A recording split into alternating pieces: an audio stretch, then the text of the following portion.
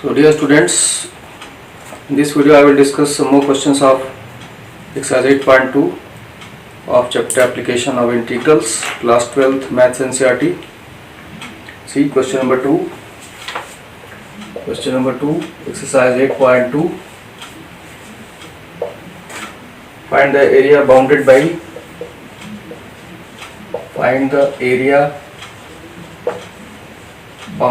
by curves x minus 1 square plus y square equal to 1 and x square plus y square equal to 1. So these are two curves given and you have to find the area bounded by these two curves. So x minus 1 square plus y square equal to 1. This is a circle. You can compare it with x minus h square plus y minus k square equal to r square. So center will be 1 0, radius is 1. Similarly, the other curve x square plus y square equal to 1 is also a circle. Here center is 0 0 and radius is again 1. So first draw these two.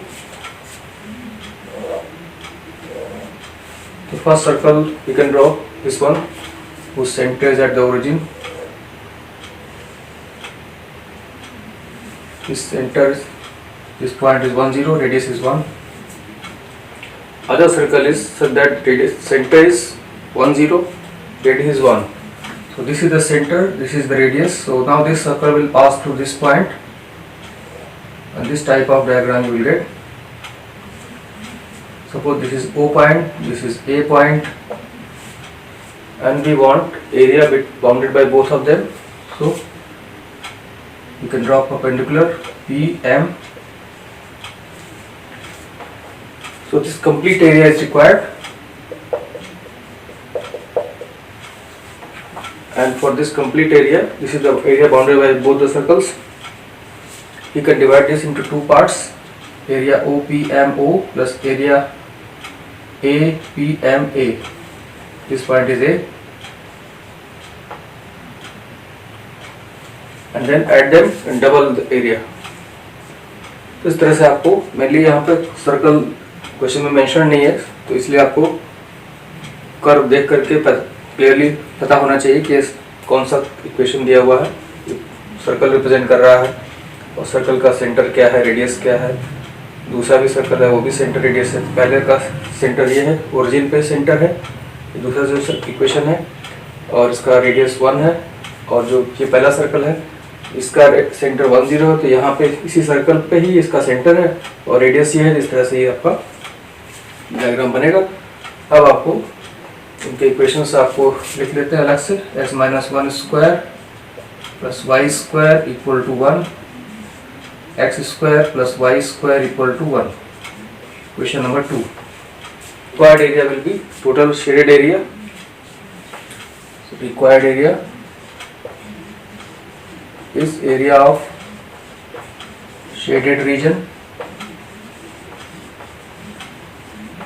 Here shaded region is total. This total area is shaded, and this is 2 times area above x-axis, area OPMO plus area APMA. Because by symmetry, both these areas are equal. This point you can write as Q also. This point you can also mention here by symmetry. Area OPAO will be same as area OQAO. मतलब जितना आपका x axis के ऊपर का area है उतना x axis के नीचे का एरिया भी है, इसलिए 2 टाइम्स मल्टीप्लाई कर दिया. अब इसमें ये दोनों एरिया आप अलग अलग कैलकुलेट कर लेंगे और आपको रिक्वायर्ड एरिया मिल जाएगा. Area OPMO will be y dx Now you have to solve for the point of intersection. What is P? Solving 1 and 2. Solving 1 and 2. Subtracting, will get x minus 1 square minus x square equal to 0. X square minus 2x plus 1 minus x square equal to 0. X square cancel, you get x equal to 1 by 2. So this point is 1 by 2. So limit will be 0 to 1 by 2 for this area OPMO. OPMO इस area के लिए आपको ये circle आपका होगा। ये circle कौन सा है? जिसका सेंटर 1 0, मतलब ये सर्कल 1 है, क्वेश्चन 1 से जो रिप्रेजेंट हो रहा है। और ये जो सर्कल है ये आपका क्वेश्चन 2 से रिप्रेजेंट हो रहा है, जिसका सेंटर 1 है, इसका सेंटर ओरिजिन पे। तो ये y dx हो गया एरिया OPMO 0 to 1 by 2। और उसके बाद आप इसको OPMO और OPMO का एरिया अभी निकाल रहे हैं, OPMO और फिर APMA का एरिया निकालेंगे। ये दोनों को ऐड करके ये आपका एरिया आ जाएगा। तो मेनली दोनों डायग्राम सही आपको बना लेना है पहले, उसके बाद आपको क्लियरली देख लेना है कि इस एरिया को सिमेट्री है, इसलिए एक्स एक्सिस के ऊपर का जितना एरिया आपका नीचे का भी एरिया है। और फाइनली आपको मेनली फिर इसको दो पार्ट में डिवाइड कर लेना है परपेंडिकुलर ड्रॉप करके, क्योंकि ये पूरा एरिया एक ही कर्व से नहीं बन रहा है, ये अलग कर्व है, ये अलग कर्व है, ये अलग सर्कल है, ये अलग सर्कल है। तो एरिया OPMO को और एरिया APMA को फाइंड करके दोनों को ऐड कर देना है, फिर इसको डबल कर देना है, तो आपको ये टोटल एरिया आपको जो निकालना है वो मिल जाएगा। एरिया को कैलकुलेट कर लेते हैं पहले। Area OPMO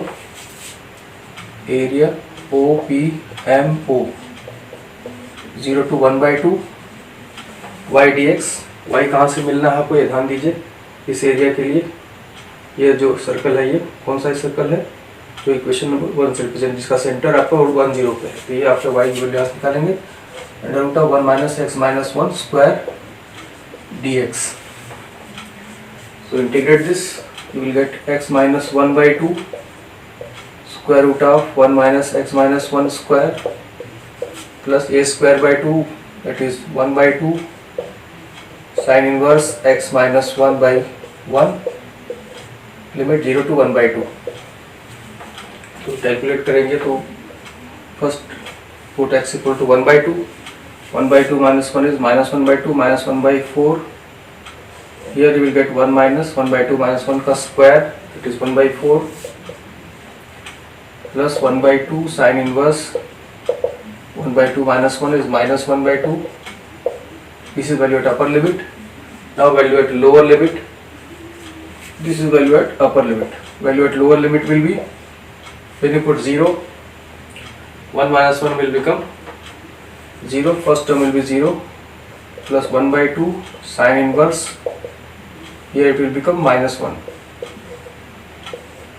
So now simplifying this further, minus 1 by 4 into this root 3 by 2 minus 1 by 4 into 3 by 4 into 3 by 2, and this sin inverse 1 by 2 minus 1 by 2 sin inverse 1 by 2, because minus you can take out here also, you can take minus out and this minus will cancel with this plus, so plus 1 by 2 sin inverse 1। ये area हो गया आपका minus, this is minus root 3 by 8 और ये दोनों solve कर लीजिए।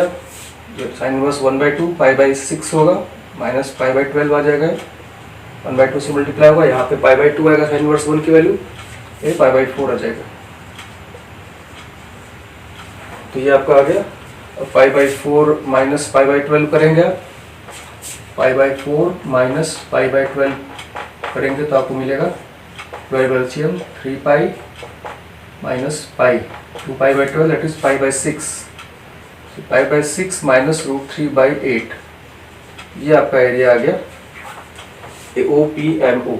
ये आपको ध्यान रखना कि एक पार्ट का एरिया निकला है आपका, इसको आपको ये एरिया निकला है, ये इतना पार्ट का निकल गया आपका एरिया।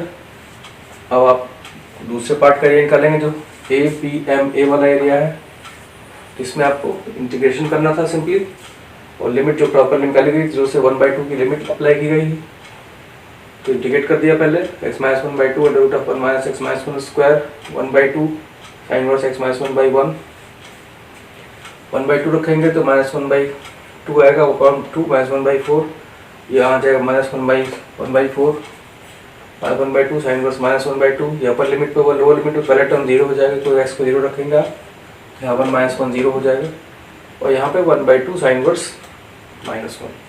उसके बाद और सिंप्लीफाई करते हुए आपको ये वैल्यू मिल गई π/6 -√3/8। अब चलते हैं next area is area APMA।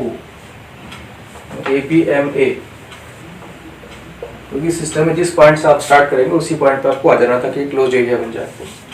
तो इसके लिए आपको y/dx, अभी आपको एरिया ले रहा है, ये वाला इधर वाला जो एरिया है, ये पार्ट APM वाला, ये सर्कल आपको सेकंड वाला इक्वेशन से बन रहा, और लिमिट आपकी यहाँ PM तो कितना है, यहाँ पे ये 1/2 से लेकर के 1 का लिमिट होगा इसका, क्योंकि M पर x की वैल्यू 1/2 है और A पर 1 है, तो ये 1/2 to 1, और वैल्यू आप यहाँ पर रखेंगे, कौन सा कर्व लेंगे, ये वाला क्वेश्चन नंबर 2, यहाँ से रखेंगे रूट ऑफ 1 - x² dx।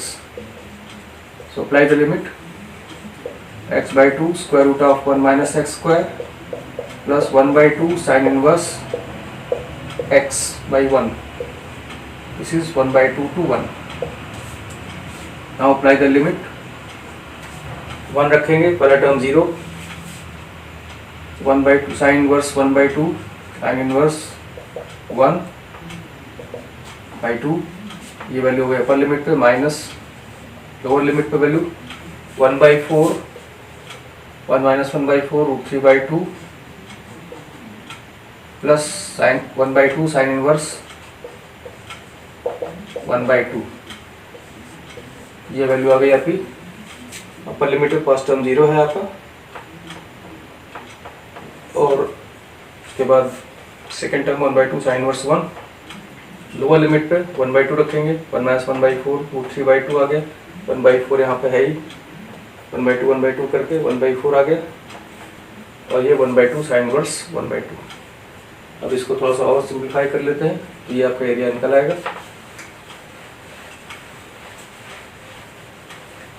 तो दिस इज इक्वल टू, इसका सिंप्लीफिकेशन ऊपर ले चलते हैं, तो कितना आ गया, साइन इनवर्स 1 π/2 होता है, तो ये आ गया π/4 माइनस √3/8, और ये आपका कितना आ जाएगा, माइनस ये भी है 1/2 साइन इनवर्स 1/2 आपका π/6 से π/12 हो जाएगा, तो ये आपका π/4 माइनस π/12 यहाँ पे भी आ गया, सेम वही चीज़, तो ये आपका हो जाएगा π/6 माइनस √3/8। तो बेसिकली दोनों एरिया सेम आ गया, सिमेट्री से जो ये एरिया इतना है वही एरिया ये। अब आप इसको फाइनल एरिया निकाल सकते हैं, ये आपका एरिया आ गया APMA। Therefore required area is 2 times area OPMO plus area APMA।